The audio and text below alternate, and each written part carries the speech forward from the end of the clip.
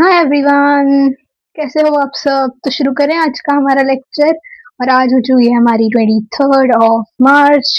शुरू करते हैं अपना इंग्लिश का chapter 2, Nelson Mandela long walk to freedom from book first flight.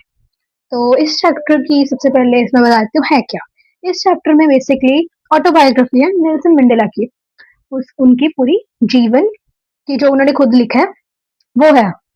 तो शुरू करते हैं इस चैप्टर को हम 4 सेक्शन में कंप्लीट करेंगे, क्योंकि ये वाला सेक्शन मीन ये वाला चैप्टर काफी लंबा है, तो हम इसे 4 सेक्शन में करके खत्म करेंगे और आगे बढ़ेंगे अपने दूसरे सेक्शन पे। ये सेक्शन पहला सेक्शन है द इनऑगरेशन सेरेमनी। क्या? The inauguration ceremony. The inauguration ceremony. तो इसमें सबसे इंपॉर्टेंट है हमारा डेट और वेन्यू। डेट और वेन्यू हमारी चैप्टर के एक्सट्रैक्ट में आती है। क्या आती है? चैप्टर के एक्सट्रैक्ट में आती है। तो करेक्ट। इनऑगरेशन सेरेमनी, ये सेरेमनी हेल्ड की गई थी जब नेल्सन मंडेला अपने साउथ अफ्रीका के पहले प्रेसिडेंट बने थे। तो इस सेरेमनी की डेट और वेन्यू सबसे पहले क्या थी? ये किस दिन हुआ था? ये हुआ था 10 मई 1994। किस दिन? 10 मई 1994। 1994 में हुआ है ये। कहाँ पे? At the union buildings amphitheatre in Pretoria. Union buildings amphitheatre in Pretoria. और इसकी इंपॉर्टेंस क्या थी? इस इनॉग्रेशन सेरेमनी की इंपॉर्टेंस क्या थी? It marked the installation of South Africa's first democratic and non-racial government.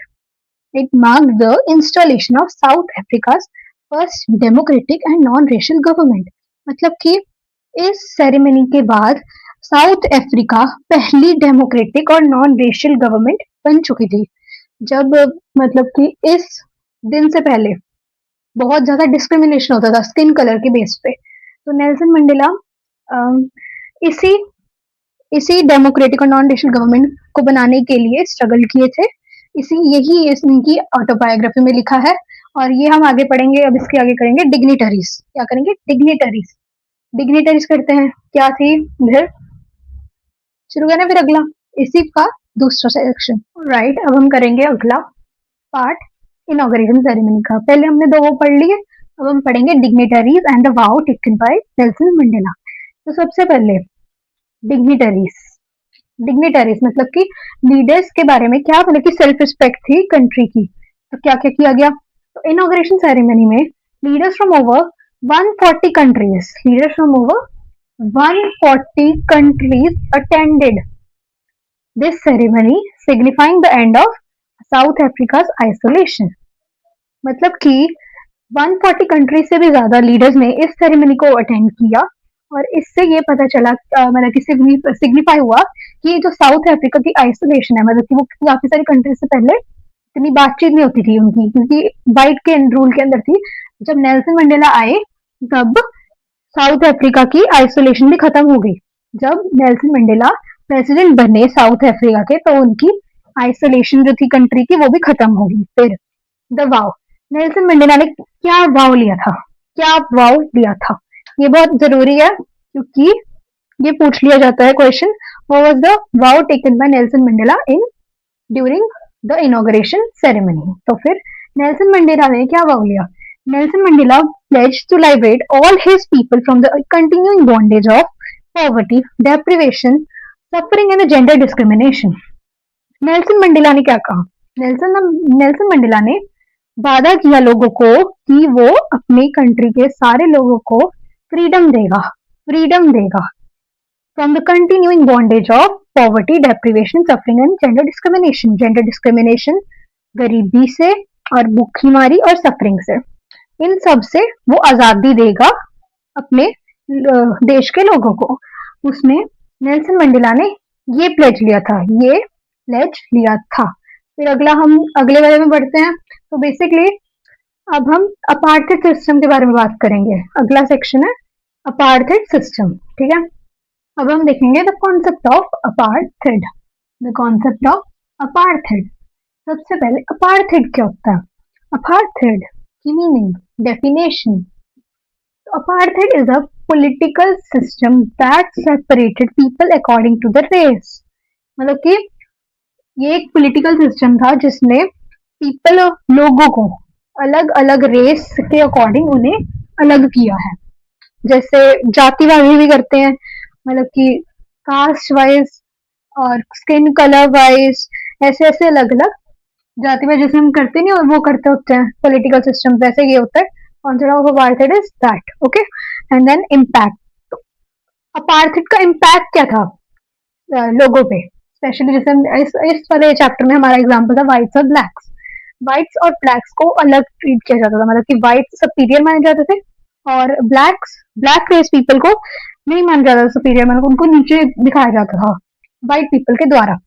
सो फिर impact, it created a deep and lasting wound, a deep and lasting wound, जख्म in the country.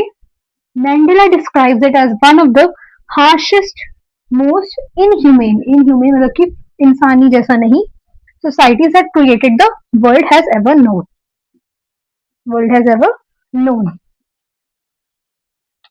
So basically mandala ने इसको describe किया कि इतना ज्यादा वो सख्त, हार्शेस्ट, बहुत ज्यादा हार्शेस्ट और मोस्ट इनह्यूमन, इंसानी जैसा नहीं सोसाइटी थी जो वर्ल्ड में आई है कभी, जो वर्ल्ड में कभी आई है।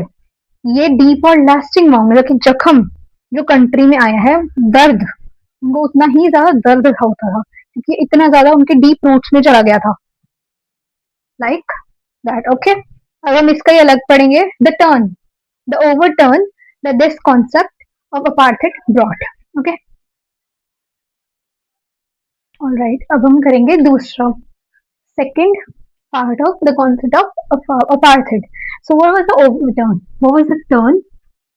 So the system of apartheid was overturned and replaced by one that recognized the rights and freedom of all the people regardless of their skin color।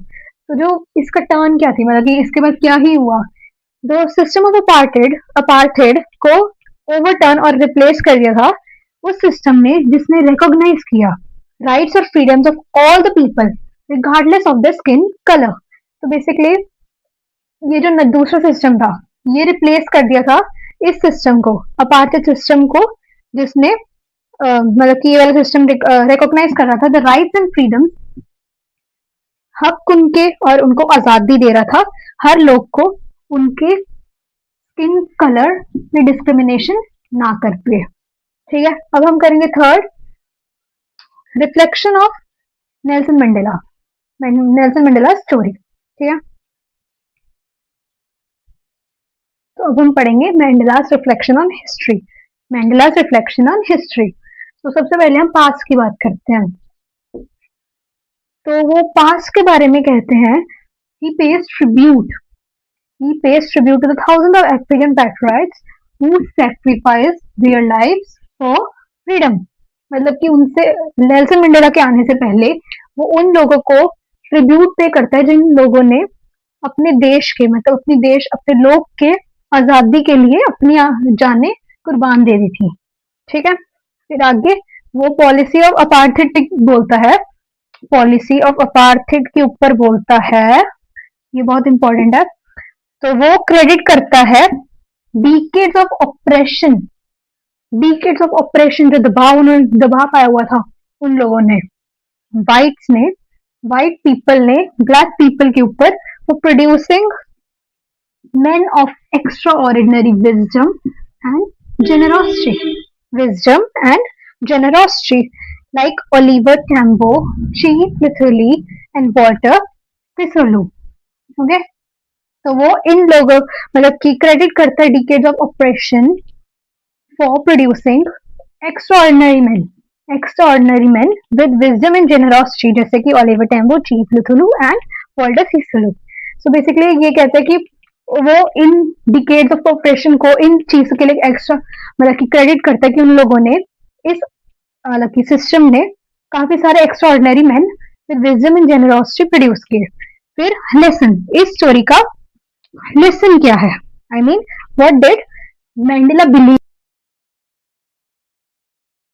in, was what was the thing Mandela believed in. So basically, Mandela believed that courage was not the absence of fear. Mandela believed that courage was not the absence of fear, but the triumph over it. But the triumph over it. जीत उसके आगे.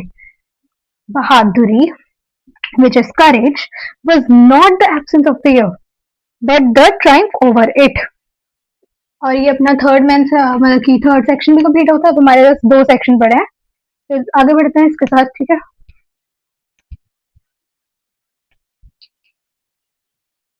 ये the twin obligation. The twin obligations. So basically, Mandela explains that every man has two main obligations in life. Two main obligation in life. तो इसलिए to obligation है, इसलिए twin obligation भी कहा जाता है. तो ये दो गोल, बेसिकली टू मेन गोल्स जो अपनी लाइफ में वो पूरे करना चाहते हैं, मतलब करना है, जरूरी है उनके लिए. वो है सबसे पहला उसकी फैमिली के लिए, जैसे पेरेंट्स, वाइफ एंड चिल्ड्रन, उनके लिए बेहतर चाहना. And the second one is to his people, which is his community and his country. ठीक है. तो ये दो मेन ऑब्लिगेशन है जो हर आदमी, हर इंसान अपनी जिंदगी में पूरा करना चाहता है. तो अगला, पर इन दोनों को पूरा करने के लिए अपार्थाइड के अंदर बहुत स्ट्रगल था. क्यों, ये हम आगे पढ़ेंगे, पर अभी हम ऊपर ऊपर से पढ़ लेते हैं. The struggle under apartheid, a person of colour, मतलब कि कोई भी कलर्ड पर्सन, जैसे व्हाइट पीपल होते हैं वैसे ब्लैक पीपल वहां पे डिस्क्रिमिनेट किए जाते थे. तो अपार्थाइड के अंदर a person of color in South Africa was punished if they tried to fulfill their goal, their obligation, their duty to the people. तो उनको पनिश कर किया जाता था जब वो अपने ऑब्लिगेशन, ये दो ऑब्लिगेशन करने की कोशिश करते थे कंट्री में. तो इसीलिए ये स्ट्रगल था उनका कि वो कर नहीं पाते थे, और ये इनकी मेन ऑब्लिगेशन थी. और इससे बहुत क्वेश्चन आते हैं द ट्विन ऑब्लिगेशन से. वो वर द ट्विन ऑब्लिगेशन, वो वर द ट्विन ऑब्लिगेशन, यही है मेन. फिर उसके आगे हम अगर पढ़ते हैं the meaning of struggle. The meaning of struggle, ठीक है, सबसे ज्यादा जरूरी ये है, ट्विन ऑब्लिगेशन. ठीक है, वो स्टार्स लगा दिए मैंने. आगे करते हैं.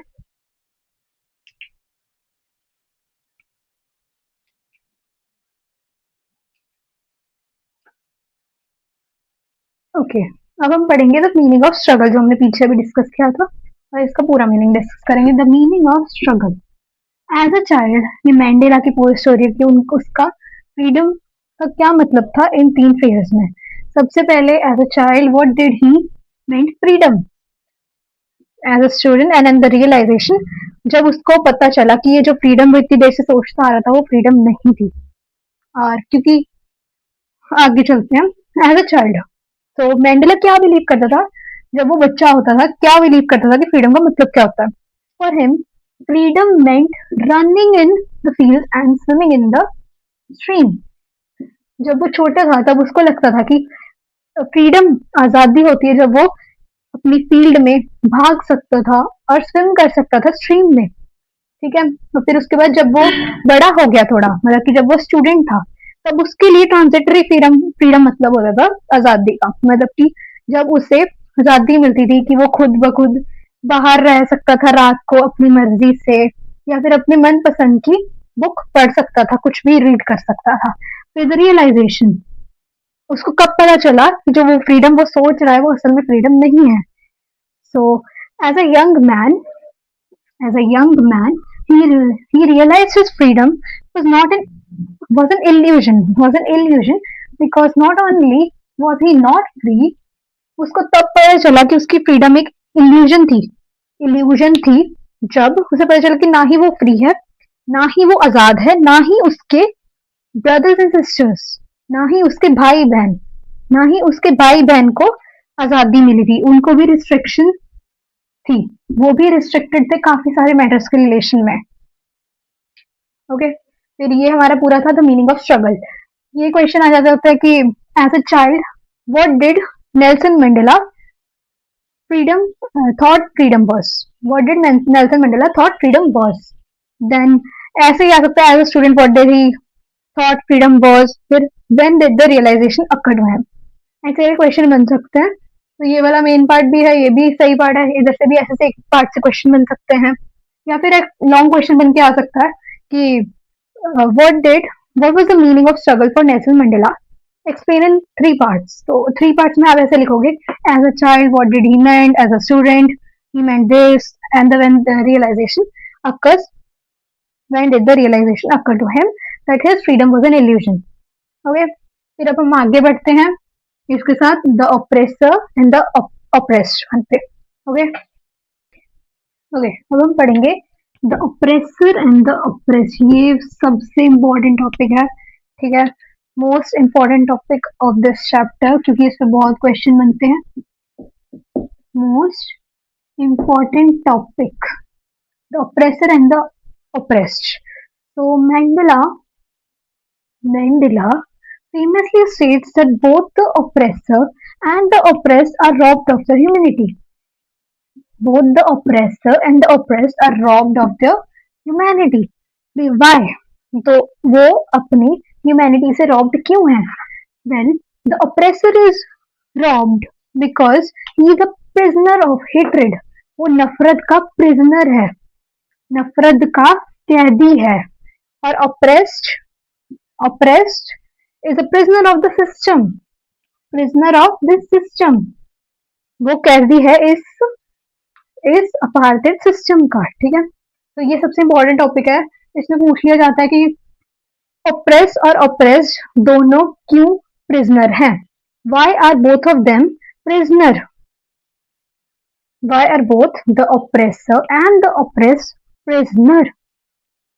And then it can also be asked like, why does Mandela famously states this thing that oppressor and the oppressed both are robbed of the humanity? हम इस पे क्या लिखेंगे कि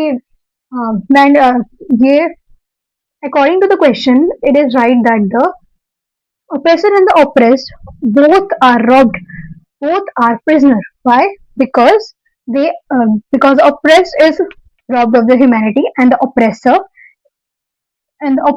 is prisoner of hatred while the oppressed is a prisoner of the system. ठीक है. फिर अगला ह्यूमैनिटी पे है, हम ह्यूमैनिटी पे पढ़ रहे हैं, ये भी इंपॉर्टेंट है. तो Mandela believes that people must be taught to love. Mandela कहते हैं कि अगर लोगों को नफरत सिखाई जाती है तो उन्हें प्यार भी सिखाया जा सकता है, क्योंकि नफरत नेचुरली नहीं आती, वो सिखाई जाती है. तो अगर वो नफरत करना सीख सकते हैं तो वो प्यार करना भी सीख सकते हैं. तो ये इसका लेसन, मतलब कि मैंडेला क्या कहते हैं. Mandala believe that people must be taught to hate and if they can learn to hate they can also be taught to love. ठीक है, इसके साथ हमारा ये वाला पार्ट भी खत्म होता है. अगला हम इंपॉर्टेंट नेम्स पढ़ेंगे, फिर उसके बाद हम इन क्वेश्चन को भी खत्म करेंगे इस चैप्टर को. ठीक है,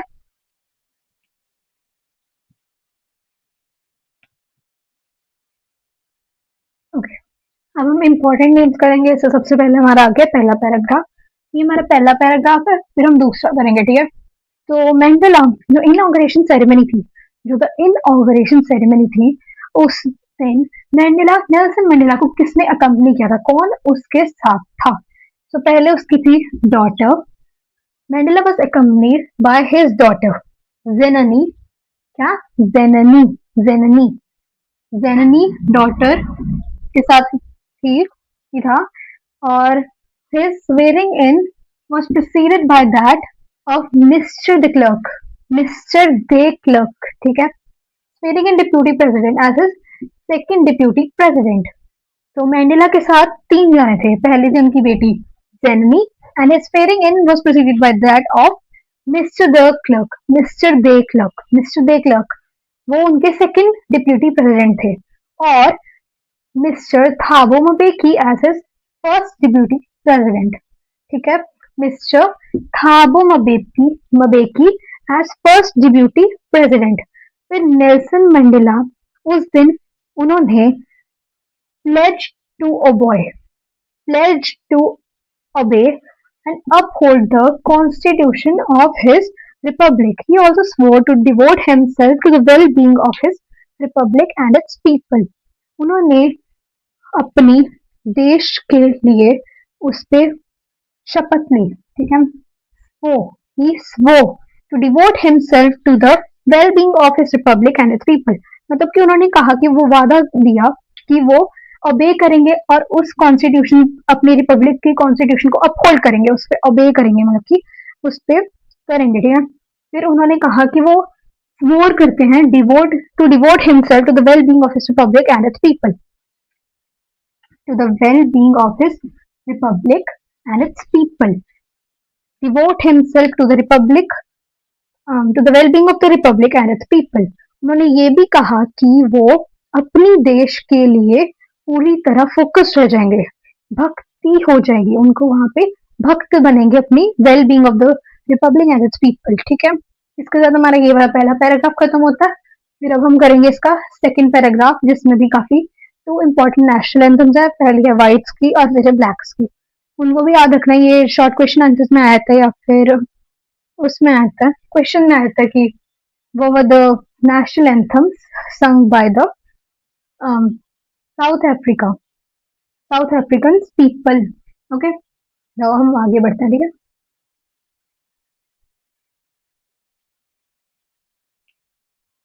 हमारा आ गया सेकेंड पैराग्राफ और इसके बाद हमारा बस क्वेश्चन रह जाएंगे, फिर ये खत्म हो जाएगा, ठीक है। तो on the symbolic day to national anthem, यहाँ पे नेशनल है, national anthems were played. The white sang Nkosi Saikili Africa and the black sang Daisem. Mandela knew that although the two groups had once despised each other's anthem, they would soon memorize both. So basically, on that symbolic day, मतलब कि inauguration ceremony, जिस दिन Nelson Mandela president बने थे, उस दिन दो national anthems play हुई थी। एक हुई थी व्हाइट्स की और एक हुई थी ब्लैक्स की। सो व्हाइट्स ने गाई थी नकोसी साइकेलिल ई अफ्रीका एंड ब्लैक सैंग डाइस्टेम, ठीक है। डाइस्टेम, ये दो याद करनी है हमने कि व्हाइट्स ने कौन सी गाई थी एंथम और ब्लैक्स ने कौन सी एंथम गाई थी। इनके नाम याद रखने हैं, वैसे बहुत कम चांसेस है कि आएंगे, पर हम याद करके रखेंगे, ठीक है। फिर mandala new and although two groups had once despised each other's anthem, soon they would memorize the both. They would soon memorize both. ठीक है। तो मैंडेला को पता था कि दोनों ने एक दूसरे के एंथम्स को डिस्पाइस, हेट किया था, मतलब कि इतना अच्छा नहीं था उनका। तो फिर अब ये जल्दी जैसे ही इन दोनों को याद कर लेंगे, दोनों एंथम्स याद कर लेंगे। उसको पता था कि ये दोनों एंथम्स याद हो जाएंगे, क्योंकि अब देश है डेमोक्रेटिक बन चुका है, नॉन रेशियल गवर्नमेंट आ चुकी है। तो फिर यही था। अब हम करेंगे क्वेश्चन आंसर्स इस चैप्टर के, ठीक है। फिर इसके बाद हमारा खत्म हो जाएगा। फाइनली हमारा आखिरी पार्ट आ चुका है। तो अब हम करेंगे थोड़े क्वेश्चंस, ठीक है, important questions of this chapter, इस चैप्टर के, जो कि 4 हैं। सो सबसे पहला क्वेश्चन हमारा क्या कहता है, why does Mandela believe that people can be taught to love. हमने पीछे वो पढ़ा, क्या पढ़ा, Mandela believe that people must be taught to hate, therefore they can also learn to love if they can learn how to hate. तो ऐसे करके answer आएगा। अगर वो नफरत करना सीख सकते हैं तो वो प्यार करना भी सीख सकते हैं, और नफरत कभी नेचुरली आती नहीं है इंसानों में, तो वो हमेशा सिखाई जाती है, must be taught. therefore if a person can learn therefore if people can learn to hate, therefore then they can also be taught to love. Second question ये हो गया हमारा। अब अगला क्वेश्चन कहता है, the oppressed and the oppressor are robbed of the humanity. Why did Mandela say this? The oppressed and the oppressor are robbed of their humanity. ये भी हमने भी पीछे किया, क्यों कि ऐसे करके क्वेश्चन आ सकता है, और ये आ गया हमारे पास। तो मैंडेला ने ये क्यों कहा, the oppressed and the oppressor are robbed of the humanity because the oppressed is a prisoner of the system and the oppressor is a prisoner of hatred. ठीक है, मैंडेला ने इसलिए कहा क्योंकि ऑप्रेसर प्रिजनर होता है हेट्रेड का, और ऑप्रेस्ड होता है प्रिजनर सिस्टम का, द अपार्चर सिस्टम का, जैसे वो प्रिजनर थे, ठीक है। और अगला क्वेश्चन हमारा कहता है, ये हो गया, जैसे टिक कर देते हैं। अगला क्वेश्चन हमारा कहता है, how did Mandela's how did Mandela's understanding of freedom change with age and experience. इसमें हम कैसे लिखेंगे? इसमें हम as a kid, as a student and the realisation, जो हमने पहले थर्ड पे पार्ट सेक्शन में पढ़ा था इस चैप्टर के, वो लिखेंगे, ठीक है। कि as a kid he believe that freedom meant running in fields and swimming in streams. Then, as a student, it meant transitory freedom, like staying out at night and staying out at night and reading what he pleased. ठीक है। फिर आगे realisation करके भी लिख देंगे कि कैसे उसे पता ज्यादा रियलाइज हुआ कि not only was he not under freedom but also his sister and brothers were restricted. ठीक है। अगला थर्ड क्वेश्चन हमारा कहता है, why did Mandela say that the entire humanity will be proud entire humanity will be proud at the birth of a new society in South Africa? तो mandala ने ये क्यों कहा? मैंडेला ने ये इसलिए कहा क्योंकि अब अपनी साउथ अफ्रीका नॉन रेशियल और फर्स्ट डेमोक्रेटिक गवर्नमेंट बन चुकी थी। ठीक है। इसके साथ हमारा चैप्टर खत्म होता है।